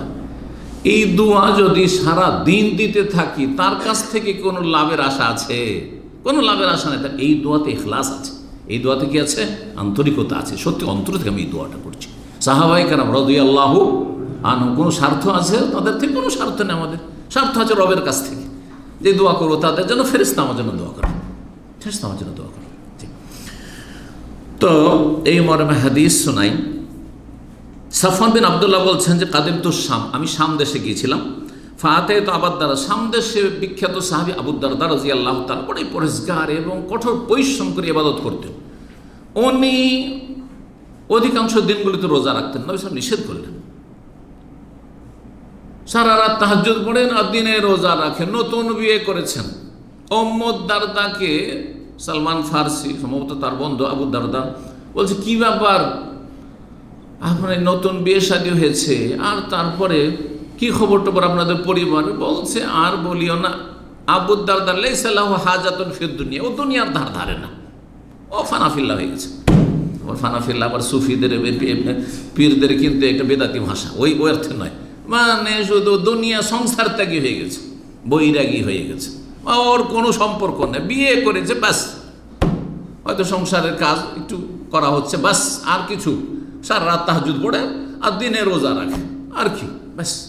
তাই নবী সাল্লাল্লাহু আলাইহি ওয়াসাল্লামের কাছে এসে বলে দিলেন, নবী আবু দারদাকে বলে, কি কাজ করছো তুমি? হ্যাঁ, তোমার চোখের হক আছে, তোমার শরীরের হক আছে, তোমার স্ত্রীর হক আছে, তোমার মেহমান অতিথির হক আছে, বিছানার হক আছে, প্রত্যেকটা বস্তুর হক রয়েছে। ফাতিকুল্লাজি হক কেনা, সবার হক আদায় করতে হবে, সবার হক আদায় করো, তাহলে তুমি খাঁটি মুমিন হইতে পারবে। শুধু একদিকে নিবে যে আমি সারা রাত তাহাজ্জুদ পড়বো আর এইদিকে আমি সারা জীবন ধরে প্রতিদিন রোজা রাখবো, এটা চলবে না।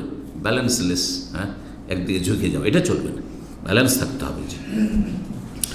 তো আবু দারদা ছিলেন সেখানে শেষ জামানায়, তার বাড়িতে গেলাম। ফালাম আজ পেলাম না, ওয়াজাত উম্মাত, উম্মু দারদাকে পেলাম। ফাকালাত, বলে আতরিদুল হাজ্জাল আম, এবছর কি হজ করবে? ফাকুলতু না, হ্যাঁ হজ করবো। কালাত, তাহলে আমাদের জন্য দোয়া করিও। ফাদুল্লাহ লানা বিখাইর ফাইন্নান নবী কানা ইয়াকুল, তারপরে বলছেন যে নবী সাল্লাল্লাহু আলাইহি ওয়াসাল্লাম বলেছেন মুমিন মুসলিম ভাই বোনদের জন্য দোয়া করার ফায়দা সম্পর্কে, দাওয়াতুল মুসলিমি লিআখিহি বিজাহরিল গায়বে, কোন মুসলিমের জন্য দোয়া করা, মুসলিম ভাইয়ের জন্য দোয়া করা, মুসলিম বোনের জন্য দোয়া করা, কোনো বোন ভাইয়ের জন্য দোয়া করছে, কিন্তু দোয়াতে আবার ফিতনা না থাকে। হ্যাঁ, এখন ভাই ভাইয়ের জন্য দোয়া করছেন ঠিক আছে, বা চোখের আড়াল থেকে দোয়া করছেন ঠিক আছে, কিন্তু যদি কোনো মহিলার সাথে কথা বলতে গিয়ে আল্লাহ আপনার ভালো করুন, আল্লাহ আপনাকে সুস্থ রাখুন, আল্লাহ তোমাকে ভালো রাখুক, সুখে রাখুক, শান্তিতে রাখুক, তোমার এই করুক, আর এইদিকে চোরা একটা রাস্তা শয়তান আছে ওই দিক থেকে ওকে আকৃষ্ট করা, তাহলে তো গেল, দুনিয়া আখিরাত নষ্ট করবেন আপনি, যেন ফিতনার কারণ না হয়। এক কথায় ছেলে মেয়ের ক্ষেত্রে, পুরুষ নারীর ক্ষেত্রে বলছেন যে মুসলিম ব্যক্তি যখন তার মুসলিম ভাইয়ের জন্য দোয়া করে, বেজাহরিল গাইবে, তার চোখের আড়ালে, গায়েব মানে, হ্যাঁ গায়েব মানে না দেখে, সামনে নয়, জাহার মানে পিঠ, পেছন থেকে, হ্যাঁ পেছন থেকে, জাহরিল গাইব পেছন থেকে মানে চোখের আড়ালে যখন দোয়া করে, মুস্তাজাবাতুন, সেটা দোয়া কবুল হয়, কারণ সেই দোয়াতে দুনিয়ার কোনো গরজ কাজ করে না, স্বার্থ কাজ করে না। ইনদার আছে মালাকুন মুয়াক্কাল, যখন এই ব্যক্তি দোয়া করে তার মাথার কাছে একজন ফেরেশতা নিযুক্ত আল্লাহ করে দেন।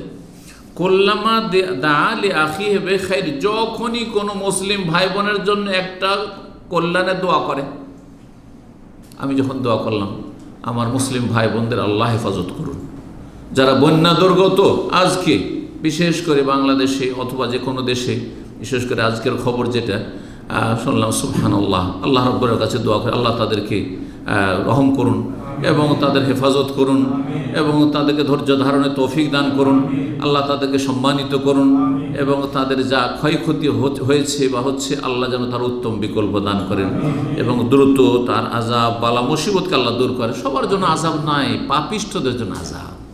আর যারা ভালো মানুষ, নেক মানুষ, তারাও তো বন্যা প্লাবিত হচ্ছে, ক্ষতিগ্রস্ত হচ্ছে, তাদের জন্য নিয়ামত সেটি, তাদের জন্য সেটি আল্লাহর পরীক্ষা। পরীক্ষার মাধ্যমে আরও ঈমান মজবুত হয়, পরীক্ষার মাধ্যমে আল্লাহ সম্মানিত করে, দুনিয়া আখিরাত সম্মানিত করে, পরীক্ষার মাধ্যমে নেকি বাড়ে, মর্যাদাও এমনি এমনি উঁচু হয় এবং গুনাহ খাতা মাফ হয়, আর তারা আল্লাহর কাছে সম্মানিত হন।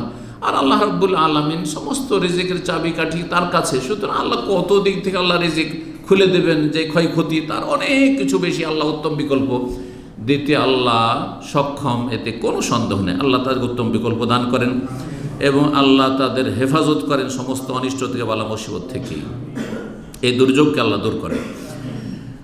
তো বলছিলাম যে ফেরেশতা নিযুক্ত হয়ে যায় যখন আপনি দোয়া করছেন আপন আপন জায়গা থেকে। ফিলিস্তিনের মুসলিম ভাই বোনদের জন্য দোয়া করছেন, নির্যাতিত মজলুম সুডানি ভাই বোনদের জন্য দোয়া করছেন, আপনি নির্যাতিত মজলুম বার্মার ভাই বোনদের জন্য দোয়া করছেন, সারা বিশ্বে যেখানে জুলমের শিকার মুসলিম ভাই তাদের জন্য দোয়া করছেন, আর যারা নিরাপদ রয়েছে তাদের জন্যও দোয়া করছেন আপনি। দোয়া সবার জন্য করা যেতে পারে, কিন্তু যার বেশি প্রয়োজন তার হক বেশি। যখন দোয়া করেন কুল্লামা দা লি আখিহি বিখাইর, যখনই কল্যাণের দোয়া করেন, কাল আল মালাকুল মুয়াক্কালু বিহি, যে ফেরেশতাকে আল্লাহ নিযুক্ত রেখেছেন আপনার পাশে, আপনি যেহেতু দোয়া করছেন বলেন আমিন, আল্লাহ তোমার দোয়া কবুল করুক। ওয়ালাকা বিমাসলিন, আল্লাহ বেমাসালিন বা মিসলিন, ওয়ালাকা বিমিসলিন, আর আল্লাহ তোমাকে অনুরূপ দান করুক। তাহলে এই যে দোয়া করেন আল্লাহ বালা মুসিবত থেকে রক্ষা করো, ফেরেশতা বলছে ওয়ালাকা বিমিসলিন, আল্লাহ ওই রকমই তোমাকে আল্লাহ হেফাজত করুক, তোমার উপর রহম করুক, তোমাকে আল্লাহ সম্মানিত করুক, তোমাকে আল্লাহ উত্তম বিকল্প দান করুক, ইত্যাদি ইত্যাদি। যতগুলি দোয়া করবেন সাথে সাথে আমিন, ওয়ালাকা বিমিসলিন, তোমাকে আল্লাহ সেম সেম যেন দান করেন। বিমিসলিন মানে সেম সেম, মিসল অনুরূপ আল্লাহ যেন দান করেন। সহিহ মুসলিম 2733 নম্বর হাদিস, 8 নম্বর, তাই না? 8 নম্বর পৌঁছে। 8 নম্বর, যখন রোজাদার ব্যক্তি সাহারি খায়, সে ফরজ রোজা হোক আর সুন্নত নফল রোজা হোক, যখনই রোজাদার ব্যক্তি ভোর রাত্রে খাবার সাহারি খায়, যদি আপনার খিদা নাও থাকে তবু একটু পানি খান, তার সাথে একটু খেজুর খান, উত্তম। হাদিসে রয়েছে উত্তম সাহারি হচ্ছে আত্তামরু, নেমা সহুরুল মোমেন আত্তামরু, খেজুর, যেটা অনেকে ভুলে গেছে। এতে যে কত এনার্জি আছে এবং মানুষ পিপাসা মুক্ত থেকে, পরীক্ষা করে দেখবেন। আপনি ভাত রুটি তরকারি খান, কিছু না কিছু তাতে লবণ যাচ্ছে, যার ফলে পিপাসা লাগে, সোডিয়াম আছে, কিন্তু আপনি খেজুর খান, সারাদিন পিপাসা লাগবে না। আল্লাহ, আমি পরীক্ষা করেছি আলহামদুলিল্লাহ। আর প্রথম পরীক্ষা করেছিলাম তো ভাবছিলাম যে পারবো কি নাকি, অনেক আগের কথা বলছি এটা পরীক্ষা, আর তারপরে দেখলাম এটা খুব সহজ। 7টি খেজুর যদি খেয়ে নেন, আপনার পেট ভরে ভাত তরকারি খাওয়ার চাইতে অনেক বেশি এনার্জি আপনার মধ্যে কাজ করবে, তার সাথে পানি খেলে। জি, আল্লাহ যেন তৌফিক দান করেন এবং বরকত দান করেন। এর নাম বরকত। তো বলছেন যে সাহারির সময়, 8 নম্বর পয়েন্ট, যাদের জন্য ফেরেশতা দোয়া করবেন, সাহারির সময়, সাহারি খেতে যখনই উঠবেন আর বসলেন খেতে খাবার নিয়ে, তখন ফেরেশতারা দোয়া করে। আর সহুরু আকলুহু বারাকা, নবী সাল্লাল্লাহু আলাইহি হাদিস, সাহারি খাওয়াতে বরকত রয়েছে। ফালা তাদাও, তোমরা ছাড়ি, ওয়ালাউ আইয়াজরা আহাদুকুম জুরআতাম মা, যদি এক ঢোক পানি হোক না কেন, কিছুই খাবেন না, পেট ভরে আছে। অনেক সময় রাত্রে হয়তো 13টা 12টায় খেয়ে ফেলেছেন, দাওয়াত ছিল, হেভি খেয়ে নিয়েছেন অনেকে, তো আর কিছুই খাওয়া যাবে না, অনেক আর কিছু খাবো না, আর পানিও খেলেন না, শুয়ে থাকবেন না, ওঠেন, এক ঢোক পানি খান। জুরআতাম মা, জুরআ মানে এক ঢোক পানি হইলেও আপনি খান। কেন? ফাইন্নাল্লাহ মালাইকা ইউসাল্লুনা আলা মুতাসাহিরিন, আল্লাহ রহমত বর্ষণ করেন সাহারি যারা খায় তাদের ওপর, আর তার ফেরেশতারা রহমতের বরকতের দোয়া করতে থাকেন যারা সাহারি খায় তাদের জন্য। সহিহ তারগিবের 1070 নম্বর হাদিসটিকে আল্লাহ আলবানী রাহেমাউল্লাহ সহি বলেছেন। এইরকমই যারা সাহারি খাচ্ছেন না, কিন্তু সাহারি যারা খাচ্ছে তাদের জন্য ব্যবস্থাপনা করছেন। সাহারির সময় পাকশাক করছেন যারা মহিলারা, কিন্তু নাপাক অবস্থায় আছে, দোয়া পাবে না? ওই যে সাহারি রেডি করে দিল, সেই জন্য তো আপনার খাওয়া নসিব হলো, তাই না? এইরকমই ধরেন আপনার কচিকাচারা আছে, তারা সাহারিগুলি এসে পরিবেশন করছে, আর যে কেউ আছে এইরকমই ইফতারি বা সাহারি অনেক সময় দেখা যায় যে অনেক লোককে সাহারি করাচ্ছেন, মেহমান আছে তাদেরকে সাহারি করাচ্ছেন, আর তাদেরকে সহযোগিতা করলেন সাহারি খাওয়াতে, তো আপ্যায়ন করলেন, তাতেও এই অংশ পাবেন, এই ফেরেশতার দোয়াতে অংশ পাবেন। কারণ যেই ব্যক্তি কাউকে ভালো রাস্তা দেখায় সেই ব্যক্তি আমলকারীর মতো নেকি পায়। আর দাল্লু আলাল খাইরে কাফাইলি হাদিস রয়েছে, ভালো রাস্তা দেখালেন, এর জন্য সেহরি রেডি করে দিলেন, সাহরি পরিবেশন করছেন, সাহরির ব্যবস্থা করে দিলেন, সাহরি পাকশাক করে দিলেন, সাহরি হাজির করে দিলেন, বা সাহরির কাউকে দাওয়াত দিলেন, তাতেও ফেরেশতার দোয়া পাবেন। 9 নম্বর, সেটি হচ্ছে প্রথম কাতারের দিকে, প্রথম 1 নম্বর কাতার, সেটা ফুল হয়ে 2য় কাতার। যদি প্রথম কাতারে সালাত আদায় করতে পারেন, তাহলে আপনি যতক্ষণ প্রথম কাতারে আছেন আপনি, বা প্রথম কাতারগুলিতে আছেন, সামনে কাতার খালি আর পেছনে বসে থাকবেন না। এই বদ অভ্যাস অনেক ভাইদের আছে। কেউ মসজিদে গেছে, আগেই কিন্তু মসজিদে যাওয়ার পরে শুধু হেলান দেওয়ার জন্য পেছনে বসে আছে, আর হেলান দিয়ে বসে আছে, অথবা তাড়াতাড়ি বের হবো সেজন্য আগে সাইড নিয়ে বসছে, ও পেছনেই থাকছে। ও না না না, সামনের কাতারে যান, সামনের কাতার। তবে মানুষকে ধাক্কাধাক্কি করে যাবেন না, মানুষের কাঁধের উপর দিয়ে ডিঙিয়ে যাবেন না, যেগুলো নিষেধ আছে সেগুলো খেয়াল রাখতে হবে। আগে যাবেন সময়ের দিক থেকে, আর আগে বসবেন, কিন্তু পরে গিয়ে আগে যাওয়ার চেষ্টা করে মানুষকে কষ্ট দিয়ে, এটা নেকির কাজ না, এটা আবার গুনহার কাজে রূপান্তরিত হয়ে যাবে। এই মর্মে হাদিস রয়েছে নবী সাল্লাল্লাহু আলাইহি ওয়াসাল্লামের, তিনি বলেন, ইন্নাল্লাহা ওয়া মালাইকাতুহু ইউসাল্লুনা আলা সুফুফিল আউয়াল, আল্লাহ রহমত বর্ষণ করেন আর তার ফেরেশতারা রহমতের দোয়া করেন প্রথম কাতারগুলির ওপর। প্রথম কাতারে যখন কি হচ্ছে, রহমত নাযিল হচ্ছে, তার মানে প্রথম কাতারে যারা আছে তাদের ওপর রহমত নাযিল হচ্ছে আল্লাহর, এবং ফেরেশতারা রহমতের দোয়া করতে আছেন। লা তাখতালিফু সুফুফুকুম ফাতাখতালিফু কুলুবুকুম, তোমাদের কাতারগুলি যেন আগে পিছে না হয়ে থাকে, বাঁকা হয়ে না থাকে। কেন? তাতে হবে কি, তোমাদের অন্তরে ফাটল ধরে যাবে।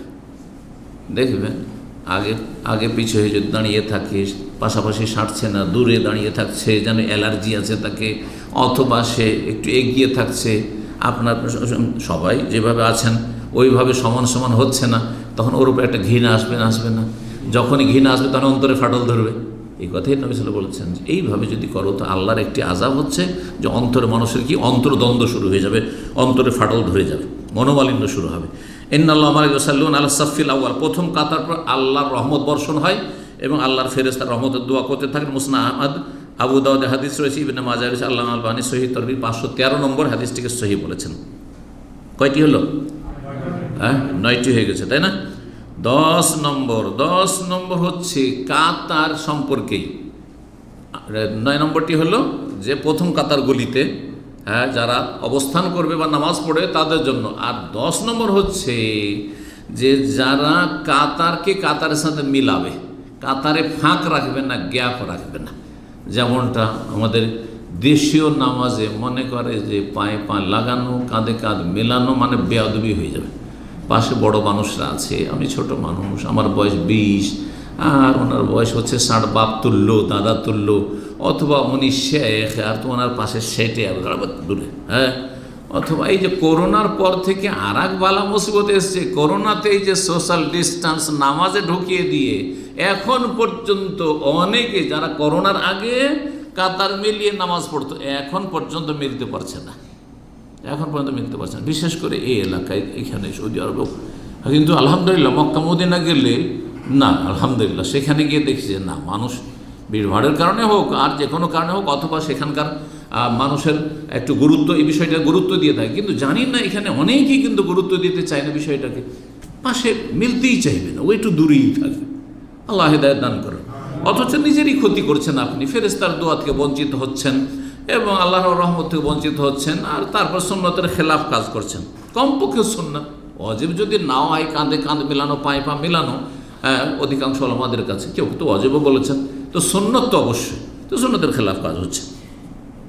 উম্মুল মুমিনিন আয়েশা রাদিয়াল্লাহু তাআলা আনহা বর্ণিত, তিনি বলেন কালা রাসূলুল্লাহ সাল্লাল্লাহু আলাইহি ওয়াসাল্লাম বলেন, ইন্নাল্লাহা ওয়া মালাইকাতাহু ইউসাল্লুনা আলাল্লাযিনা ইয়াসিলুনা সুফুফ, আল্লাহর রহমত বর্ষণ করেন এবং তার ফেরেশতারা রহমতের দোয়া করেন ওই সব লোকদের উপর যারা কাতারকে কাতারের সাথে মিলিত করে।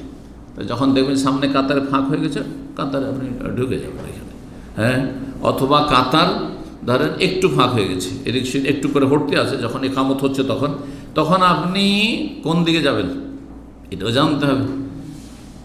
ধরেন আপনার ডান দিকের লোক বলছে এদিকে আসুন, আর আমার বাম দিকের লোক বলছে এদিকে আসুন, যাবেন কোন দিকে? অনেকে কিন্তু সেখানে হতভম্ব, কোন দিকে যাবো রে বাবা, ও বলছে যে হ্যাঁ এদিকে আসো, বলছে এদিকে আসো, তো যাবো কোন দিকে? হ্যাঁ, সবাই ইমামের দিকে আসার চেষ্টা করবেন, হ্যাঁ। কারণ একজন দুজন হইলে ইমামের পেছনে লাগবেন, সাইডে লাগবেন না, ঠিক না? তাহলে ইমামের দিকে আসবে। তো ডান দিকের লোকে কোন দিকে আসবে? ইমামের দিকে এগিয়ে আসবে। বাম দিকের লোকগুলি ইমামের দিকে এগিয়ে আসবে। এইভাবে কাতারে কাতার মিলিয়ে সালাত আদায় করলে আল্লাহর রহমত বর্ষণ হয় এবং ফেরেশতার রহমতের দোয়া। ওমান সাদ্দা ফুরজাতান, নবী সাল্লাল্লাহু আলাইহি ওয়াসাল্লাম বলছেন, কেউ যদি ছিদ্রগুলি বন্ধ করে দেয়, কাতারের ছিদ্রগুলি বন্ধ করে দেয়, ফাঁকা জায়গা পূর্ণ করে, রাফাহুল্লাহু বিহা দারাজা, আল্লাহ তার বিনিময়ে তার মর্যাদাকে উঁচু করবেন, তাকে সম্মানিত করবেন। হাদিস মুসনাদ আহমদে রয়েছে, ইবনে মাজার 821 নম্বর হাদিস।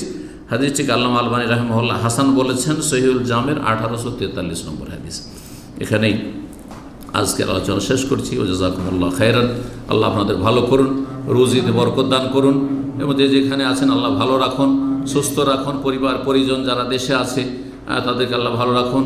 আর বিশেষ করে যেসব ভাই বোনরা, যেসব অঞ্চলের মানুষরা বন্যা দুর্গত, বন্যা কবলিত, আল্লাহ তাদের হেফাজত করেন এবং তাদের জানমালের রক্ষা করেন। আল্লাহ রাব্বুল আলামিন তাদের জীবনে বরকত দান করেন এবং তাদের মধ্যে যারা বিভ্রান্ত রয়েছে, পাপী রয়েছে, তাদের পাপের কারণে এইসব বালা মুসিবতগুলি আল্লাহর জমিনে নেমে আসে, তাদেরকে তওবা করে রবের দিকে ফিরে আসার তৌফিক দান করেন। আমাদের সবাইকে আল্লাহ তওবা করার তৌফিক দান করেন এবং আমাদের তওবায় আল্লাহ খুলুসিয়ত দান করেন এবং তওবাকারী হিসেবে আল্লাহ আমাদেরকে কবুল করেন। ওয়া সাল্লাল্লাহু আলা নবিয়িনা মুহাম্মদ ওয়া আলা আলিহি ওয়া সাহবিহি আজমাইন।